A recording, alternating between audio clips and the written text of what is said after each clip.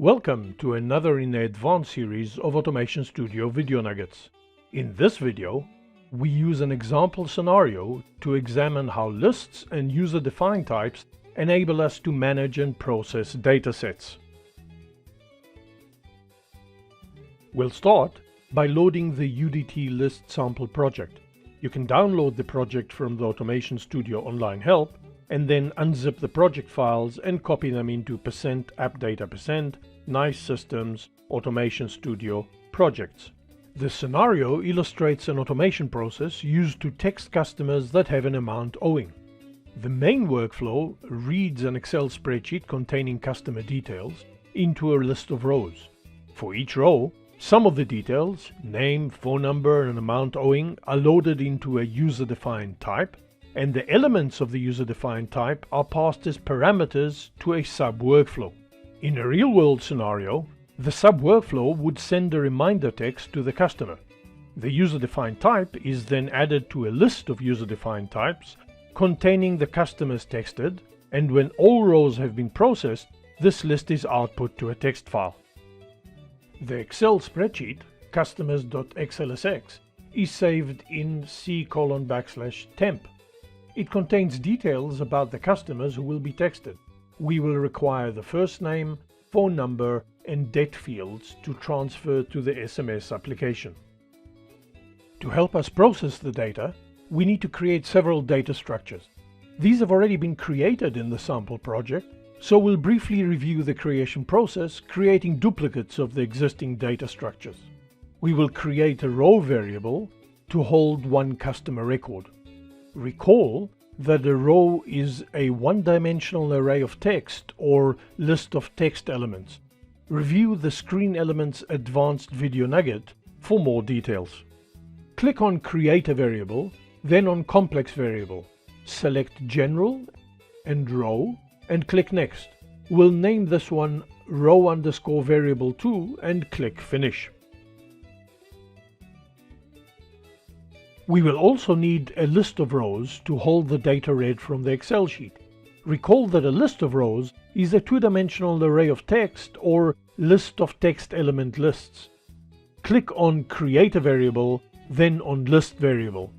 Enter full_customers2 for the name.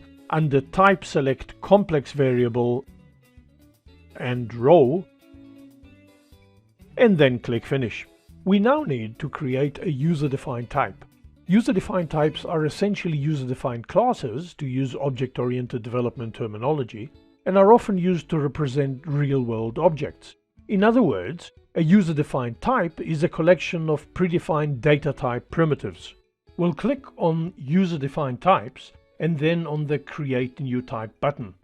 Enter SMS_details_new for the name and click on the Add Property button. Properties are built-in data types which will be used to construct our new class. We'll add first_name, a text field, then click on plus to add phone_number, also a text field, and det, a decimal field. Click on Save to create the user-defined type and close the Types dialog. Note that user-defined types do not appear under variables. They are classes or variable definitions. To use them, we need to instantiate them. In other words, we need to create complex variables which are instances of the user-defined types we created. So we'll click on Create a Variable and under Complex Variables, select User-defined types and SMS_details_new and click Next. We'll enter customer_SMS2 for a name and click Finish.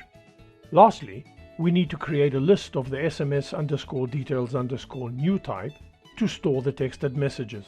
Click on Create Variable, List Variable, enter sent_list2 as the name, and select Complex Variable and under Complex Variable type SMS_details_new. Click Finish. To keep things simple, we'll delete the superfluous variables we have created. Right-click on each of the variables with the 2 at the end of the name and select Delete Variable. Then confirm that you are sure about the deletion.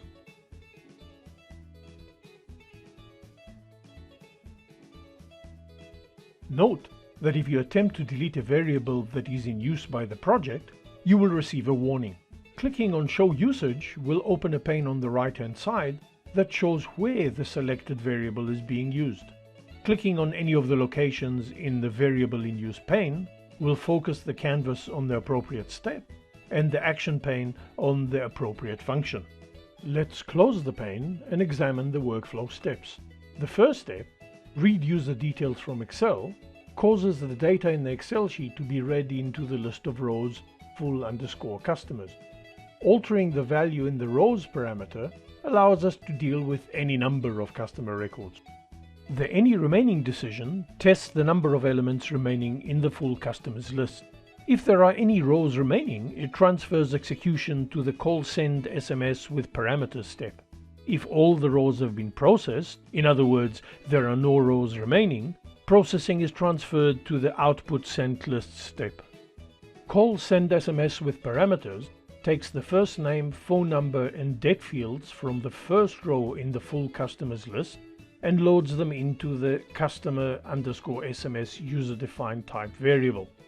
It then calls the send SMS sub-workflow, passing it the 3 fields as parameters and deletes the first row from the list. The workflow now waits for an event signifying that the send SMS sub-workflow has ended to prevent executing multiple instances of the sub-workflow concurrently. See the Fundamentals multi-workflow video nuggets for more details. The update sent list step adds a duplicate of the customer SMS variable to the sent list user-defined type list. It is worthwhile spending a few seconds on why using a duplicate is important. When an instance of a user-defined class is added to a list of user-defined type variables, the elements in the list maintain a connection to the original instance. If later the value of the instance is changed, all the elements in the list connected to the instance change as well. To avoid this, we add to the list a duplicate of the instance instead of the instance itself. Thus, previously added values do not get updated, unlike when we added the instance. The output sent list step deletes any files called sent.txt in c:\temp and then recreates the file and writes to it the first name and phone number for all records maintained in sent list. Now let's see the project execute. Note that we have put a breakpoint in the any remaining decision to make it easier to follow the execution. In the main workflow, click Debug Workflow. After loading the data in the Excel spreadsheet into full customers, which now has 2 rows, the workflow pauses at the decision step. Sent list, as expected, has 0 elements at this stage. We'll click Continue and see the workflow cycle through the loop on the canvas and stop at the breakpoint. Full customers has 1 row left to process and sent list has 1 element which has already been processed. Under Customer SMS, we can see the content of the user-defined type instance. Because we are adding a duplicate of the instance to the sent list, we should be able to change the contents of the instance without impacting the already added element in the list. We'll click Continue again. Sent list now has 2 elements, and although the content of Customer SMS has changed, the first element of sent list has remained static. Full customers now has no rows left, so clicking on Continue caused the workflow to continue to the output sent list step. Opening the sent.txt file shows us the first names and phone numbers of customers who have been texted. Thank you for watching this video. See the advanced videos in the video gallery for discussion of additional Automation Studio capabilities. Bye for now.